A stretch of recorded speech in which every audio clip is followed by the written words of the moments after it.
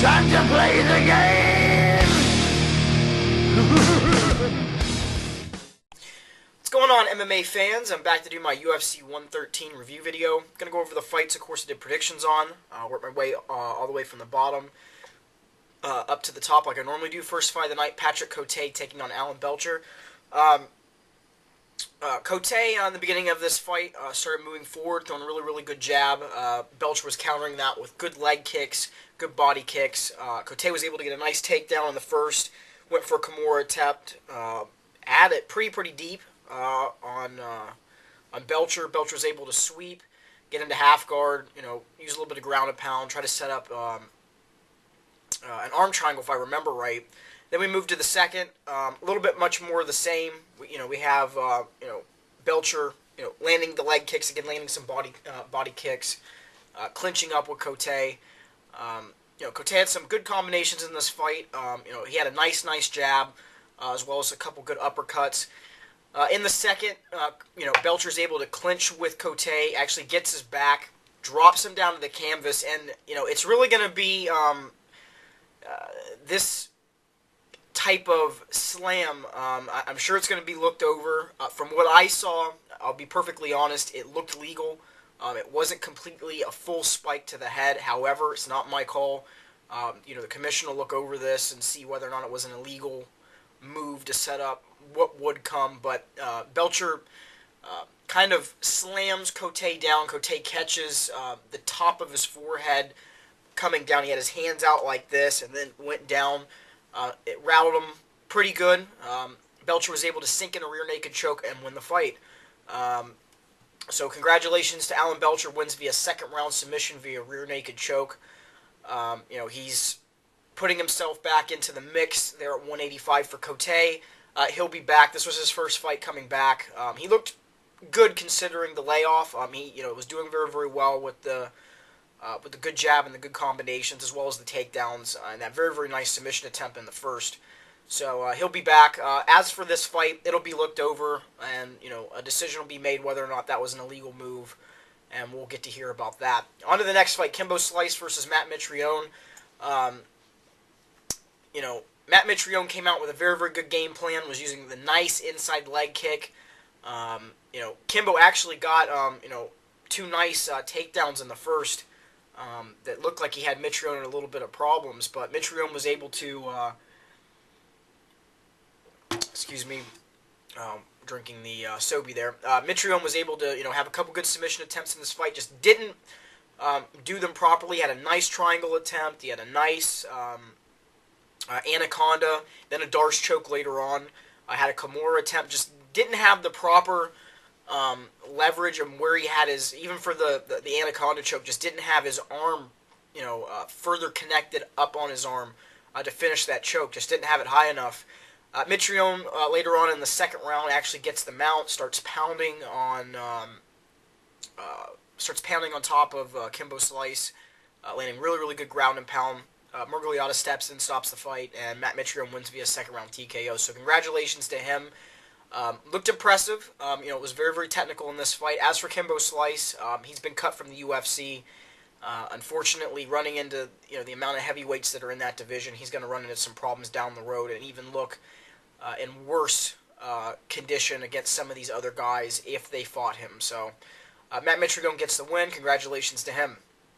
All right, next fight, Sam Stout versus Jeremy Stephens. A very close fight. Both of these guys going back and forth. Jeremy Stephens landing some nasty 1-2 combinations, dropping Stout several times in this fight. He landed a good uppercut as well, some good knees. Stout was the more technical fighter, landing good combinations, good inside leg kicks, good outside leg kicks, some body kicks, some knees. This was a very close fight. I had the first round for Stephens, and the second round for Stephens, barely. This ended up being a split decision with Jeremy Stephens winning. Scores 29-28, 30-27, and 28-29 for Sam Stout. Don't know how it was 30-27 for Jeremy Stephens. That was not a good score. But It was a close fight. It was back and forth. This could have been easily given to either guy. I had it scored for Stevens based upon the knockdowns. He had another very, very good connection in the second round where he hurt Stout pretty good. So that's why I scored the second round for Stevens. You could have scored it for Stout. Like I said, this was a close fight. Stout was the more technical fighter. Stevens landed the more powerful shot. So it really comes down to how the judges looked at it. And like I said, close fight. It'd be interesting to see where these guys go from here. For Stout, he'll be back. He looked very, very good in the fight. He had technical stand-up. Was picking apart, Stevens' legs. And the body. Actually had Stevens hurt, I believe it was in the third round. He landed a really nasty knee, or not nasty, a nasty kick that hurt Stevens' knee. For Jeremy Stevens, hopefully he will improve. Maybe get a little bit more technical. He was a little wild with some of his combinations. But this was an exciting fight, and I do believe it got fight of the night. So congratulations to Jeremy Stevens. Hopefully we'll see more from him. On to the next fight, Josh Koscheck taking on Paul Daly. I'm going to sum this up pretty easily. Josh Koscheck was able to take down Paul Daly for 3 rounds, control him, do exactly what most people thought would happen, not stand with Daly, not try to risk the chance of getting caught on the feet. Daly had some improved guard defense. He was able to get Koscheck back into half guard several times when Koscheck had side control. Had good submission defense overall. The end of this fight, though, I'll talk about 2 things, was very, very not only uncalled for, but disgraceful, with Daly throwing the left hook well after the bell had sounded. He has been cut from the UFC for this. I hope he gets suspended and fined for this as well. That's just my personal thoughts. I'm sure that will happen. As for the Koscheck phantom knee, this isn't the first time we've seen this, and unfortunately, I kind of have mixed feelings about it because I don't know if when Daly landed that shot to the side of the head, it did kind of rattle Koscheck, but the same thing happened in the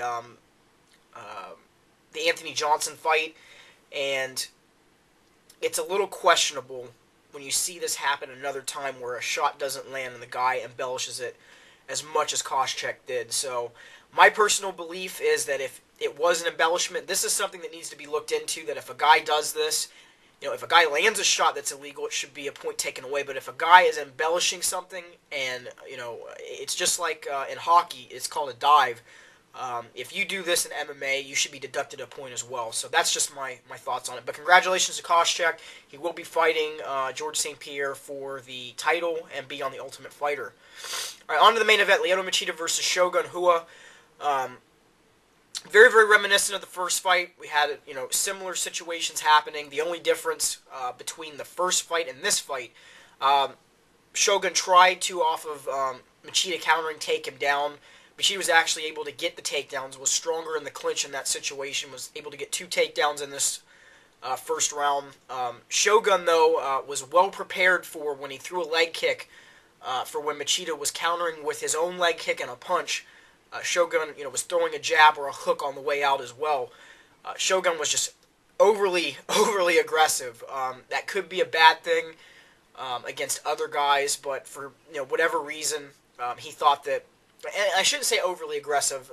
He was more aggressive. Let's put it that way. He's more aggressive in this fight. I guess he just really wanted to get the stoppage, and I kind of thought that would happen. With the way that things happened in the last fight, regardless of whatever, whoever was more aggressive in this fight, either guy, whether it be Machida or Shogun, I figured one of these 2 guys would try to be more aggressive based upon what happened in the last fight. Just happened to be Shogun. He was landing good leg kicks again. He was landing good combinations, landing the good 1-2. Machida landed with a nice combination of his own in the first, but Shogun was able to land a beautiful counter right hook. It didn't catch Machida flush. It hit him kind of up on the top of the head near the temple area. Dropped him, got on top of him, pounded him out, viciously pounded him out. Yves Lavigne had to step in, and Shogun wins via a first-round knockout. So congratulations to him. He is the new 205-pound champion. As for Machida, it's one of those things. Guys talked about this. Machida's a counter-based fighter. We saw that again in this fight where he counters a lot.